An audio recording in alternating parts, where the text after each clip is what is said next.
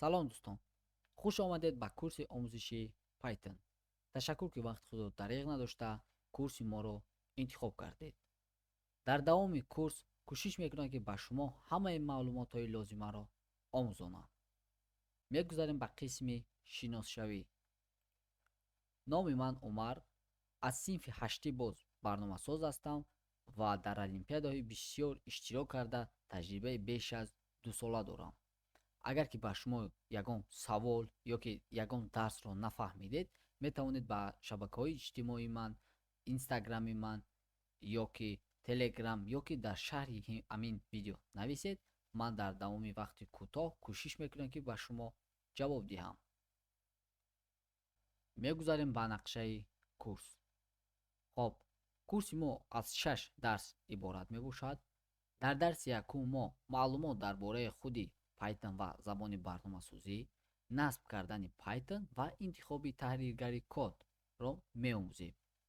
дуюм дарс ин намуди додаҳо, яъне тип данных ва амалҳои математикӣ. сеюм дарс бошад оператори if, elif, else, match, case мебошад. чорум дарс бошад аллакай сикл, for, while ва кор бо хатогии try, except ва finally. панҷум дарс ин рӯйхатҳо, массив, луғат. дарси шашум бошад ин функсия ва асосҳои ООП. ООП ин объектно ориентированӣ программированӣ. агар ки инро ба забони тоҷикӣ тарҷума кунем, маънои худро гум мекунад. дар давоми курс баъзан аз калимаҳои русӣ истифода мебарем. барои ин узр, агар ки шумо тарҷумаи онро донед, дар шаҳри видео нависед ва мо дар курсҳои минбаъда инро ислоҳ мекунем. бо гуфтанам монад, ки дарсҳои мо аз рӯи ду қисм мегузарад. аввалин қисм ин лексия ҳаст ва дуюми қисм ин амалия ҳаст.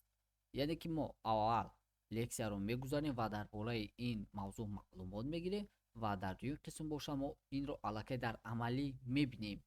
яъне ки дар дуюми қисм мо бисёртар кор мекунем. шахсоне ки дӯстдорони лексия нестед, метавонед ки инро гузаронед ва ба қисми аллакай амалӣ гузаред. боз ба ҳар як мавзӯъ мо вазифаи хонагӣ медиҳем ва ҳамаи маводҳое ки мо пешниҳод мекунем, шумо метавонед аз телеграм канали мо дастрас кунед. айни ҳол ба мо функсияи дар зери навор силка монданро YouTube надодааст, яъне ки иҷозат надодааст ба мо барои ҳамон функсия. барои ҳамин мо ҳамаи маълумотҳоро дар телеграм канал мондаем. метавонед аз он ҷо ҳамаи маълумотҳоро дастрас кунед. хоб дӯстон, мегузарем ба дарси аввалин. дарси худро аз лексия сар мекунем ва дар ин дарс мо маълумот дар бораи забонҳои барномасозӣ, забони барномасозии Python, алгоритм, псевдокод, насби муҳити барномасозии Python ва барномаи аввалинро меомӯзем. дар аввал, забони барномасозӣ чист? имрӯза дар ҷаҳон бештар аз 2000 забони барномасозӣ мавриди истифода қарор дорад.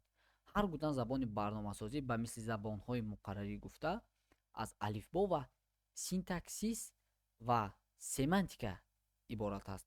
синтаксис ин маҷмӯи қоидаҳоест, ки сохтори барномаро ба воситаи алифбои забон муайян мекунад. синтаксис имконият медиҳад, ки блокҳо, ифодаҳо, операторҳо, зербарномаҳо эҷод карда шавад. мисоли забонҳои барномасозӣ ин Python, Go, Pascal, PHP, C, C++, Java ва C# мебошад. Python чист ва кай эҷод шудааст? аввалин маротиба фикри оддӣ бунёди забони Python охири солҳои 1980 пайдо шуд ва таҳияи он аз ҷониби кормандони донишгоҳи марказии математика ва информатикаи Голландия, ки он ном дорад Гидован Русом, соли 1989 оғоз ёфт ва дар моҳи феврали соли 1991 гидоматни ALC кодро, яъне ки коди кушодаро дар сомонаи Outsource Newsgroup ҷойгир кард. версияи аввалини Python ин Python 0.0 ва 0.01 мебошад. аз ибтидо Python ҳамчун забони ба объект нигаронидашуда таҳия шуда буд. яъне ки Python аз аввал объектно ориентированӣ буд. яъне ки ба воситаи Python бисёр барномаҳои дигарро сохта мешуд. баъдан бо мукаммал кардани Python 2.0 дар соли 2000 нашр шуд. ва хусусиятҳои нав аз қабили фаҳмидани рӯйхат ва ҳисобкунии истинод ба партовҳоро ҷорӣ кард ва бо версияи 2.7 дар соли 2020 қатъ карда шуд. Яъне ки аллакай дар соли 2020 ин версия қатъ карда шуд ва дигар Python-и версияи 2-ро истифода намекунанд. Баъдан Python 3 дар соли 2008 нашр шуд ва ислоҳи асоси забон буд, ки ба Python 2 комилан мувофиқ нест ва аз Python 2 фарқияти хеле зиёд дорад. Яъне ки функсияҳое ки дар Python 2 буд, онҳо аллакай кӯҳна шуда буданд, яъне ки онҳоро дигар истифода намекарданд ва аз сабабе ки илми техника дар як ҷо намеистад ва ҳар як сония рушд мекунад, онҳо Python 3-ро бароварданд ва дигар Python 2-ро аллакай аз навсозӣ ё ки функсияҳои хубро дар вай дигар давид накарданд.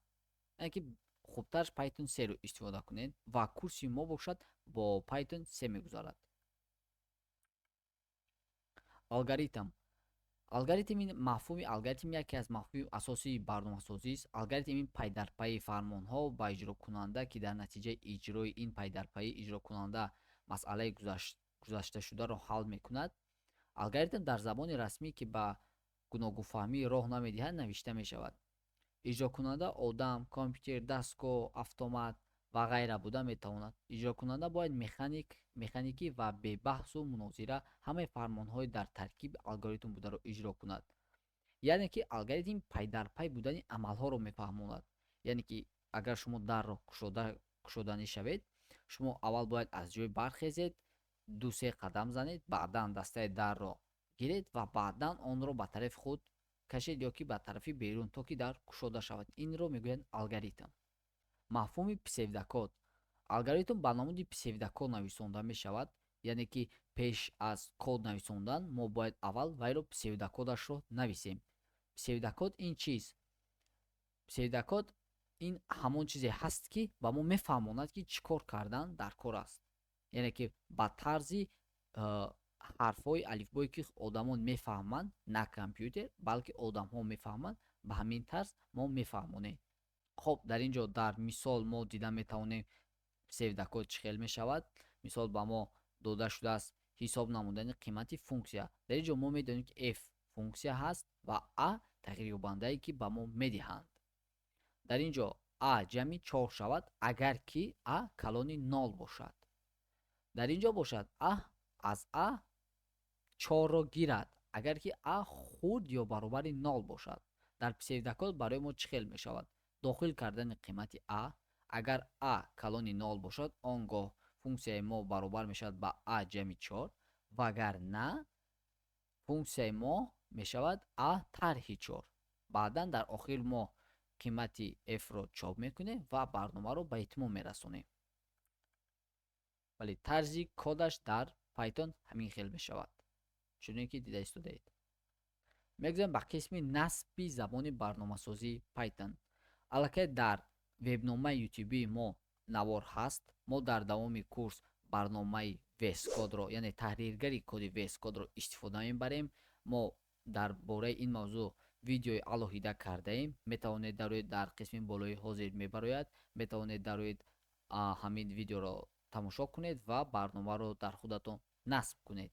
Насб кардани Python осон аст. Мана дар лексия овардагӣ шудааст чӣ хел бояд насб кунед.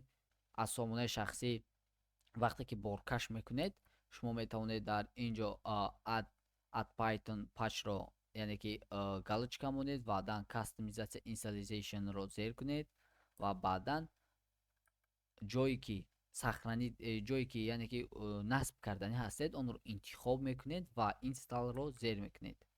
Дар ин ҷо боша мо барномаи аввалини худро менависем, яъне ки ин print салом олам мебошад. Инро бештар дар дарси амалиявӣ мегузарем. Айни ҳол ин лексия ҳаст. хоб, саволҳои санҷишӣ дар ин мавзӯъ. Алгоритм гуфта дар барномасозӣ чиро меноманд? Код чист ва псевдокод чист? Агар ки донед, чуне ки мо пеш қайд карда будем, метавонед дар шарҳи ҳамин видео нависед. Вазифаи хонагӣ ба шумо ин ҳал кардани аз задачники Абрамян, ин бегин 1 бегин 3. метавонед наворро дар пауза монед ва ҳамин масъалаҳоро хонед ва ҳал кунед. Агар ки нахоҳед, метавонед ба телеграм канали мо ворид шуда, дар он ҷо мо шакли пурраи ҳамин задачникро мепартоем, аз он гирифта масъалаҳоро ҳал кунед. Дар давоми курс мо аз ҳамон задачник масъаларо ҳал мекунем.